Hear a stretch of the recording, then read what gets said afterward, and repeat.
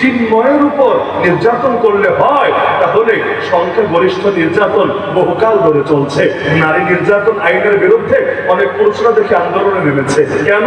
পুরুষ নির্যাতন আইন বানাতে হবে। নারী নির্যাতন আইনের কারণে অনেক পুরুষ নাকি ভিকটিম হচ্ছে। এজন্য আমি সবাইকে সতর্ক করছি, সংখ্যাগরিষ্ঠ আর সংখ্যালঘু এই দুটো শব্দ মুছে ফেলেন বাংলাদেশ থেকে, যাতে করে এই শব্দ দিয়ে আলাদা করা না যায়, এই শব্দ দিয়ে এক্সট্রা ফ্যাসিলিটিস না নেয়, এই শব্দ দিয়ে যাতে আমাদের বিরুদ্ধে হিন্দুস্তানের যুদ্ধ করার পথ খোলা না যায়। রাস্তাই বন্ধ। ওই খন্দকের যুদ্ধের সময় আল্লাহ নবী কি করলেন? বিশাল গর্ত বানিয়ে দিলেন, বিশাল পরীক্ষা। সালমান ফারসি রাদিয়াল্লাহু আনহু পরামর্শে যে আসো তোমার বিশাল বাহিনী নিয়ে কেমনে ঢুকবা দেখো, ঢুকতে পারো কিনা।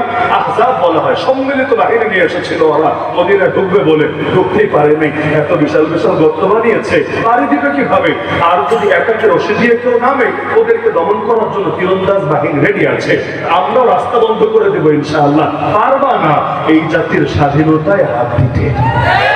দ্বিতীয় বিষয় হলো, আমি বাংলাদেশে নাস্তিকতা নিয়ে অত বেশি টেনশন করি না। কেন জানেন? আমি দৃঢ়ভাবে বিশ্বাস করি এই দেশে নাস্তিকতা জিন্দেগিতে সফল হবে। এই মাটির পরতে পরতে ধর্ম মিশে আছে। এই জাতি যতই বেআমল হোক, বেআমল বোঝেন, ঠিক মতো নামাজও পড়ে না, রোজাও রাখে না, কিন্তু তাদের রক্তের সাথে ধর্মের প্রতি এক টান, এক প্রেম, এক মহব্বত মিশে আছে। আমরা যখন রক্ত দেওয়ার জন্য ডাক দেই, খালি যে হুজুররা আর মাদ্রাসার ছাত্ররা নেমে আসে তা না, আমাদের আপমর জনসাধারণ নেমে আসে। শুধু নেমেই আসে না, শহীদানের তালিকা যখন দেখবেন হুজুররাই শহীদ হয় না, আমাদের আপমর জনসাধারণ, আমাদের এই ভাইগুলো শহীদ হয় আলহামদুলিল্লাহ। তার মানে কি? ব্যক্তিগত আমলে ত্রুটি থাকতে পারে, কিন্তু ইসলামের জন্য জান দেওয়ার হিম্মত এবং মানসিকতা এই জাতির এখনো আছে।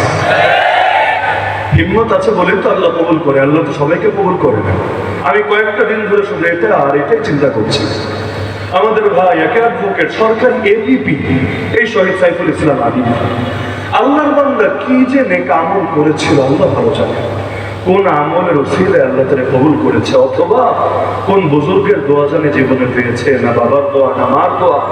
আপনি ভাবতে পারেন একজন সাধারণ মানুষ, যে বড় কোনো পলিটিক্যাল ফিগারও না, যে সেলিব্রিটিও না, যে পাবলিক ফিগারও না, যে পরিচিত মুখও না, এমনকি যে শহীদ হওয়ার আগে আপনার এই দৃষ্টিঘাটে যত হাজার হাজার মানুষ আছেন, আমার ধারণা কোনো নামও শোনেন নাই কোনোদিন, কিন্তু তার জানাজা পড়তে লক্ষ লক্ষ লক্ষ মানুষের ঢল নেমেছে, যার মধ্যে হাজার হাজার আলেম আছে, হাফেজে কোরআন আছে, মুফতি আছে, মুহাদ্দিস আছে, ফকিহ আছে, শাইখুল হাদিস আছে, আল্লাহর কত ওলি আছে। ভাবতে পারেন, আরে কোটি টাকা দিয়েও তো এত মানুষকে জমা করতে পারবেন না জানাজার।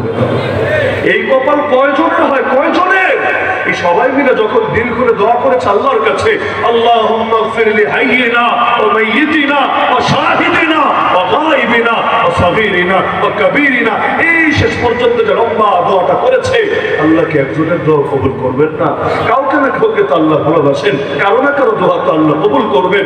আরে কারো সিলায় যে আল্লাহ মাফ করবেন, তাকে একদিনও হয়তো জাহান্নামের শাস্তি পেতে হবে না, একদিনের জন্য কবরের কষ্ট করা লাগবে না।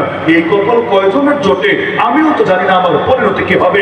শুধু জানাজায় গিয়েছে তা না, এই যে গতকাল শুক্রবার গেল, এর আগের দিন বৃহস্পতিবার, বাংলাদেশের কয় কোটি মানুষ রাজপথ আন্দোলন করেছে। আপনারা আন্দোলন করেন নাই? গতকাল করেছে। শুধু আন্দোলন একদিন করেই তো শেষ না। আবরার ফাহাদের নাম যেমন অমর হয়েছে, সাইফুল ইসলাম আলিফ নামটাও তো অমর হয়ে গেছে।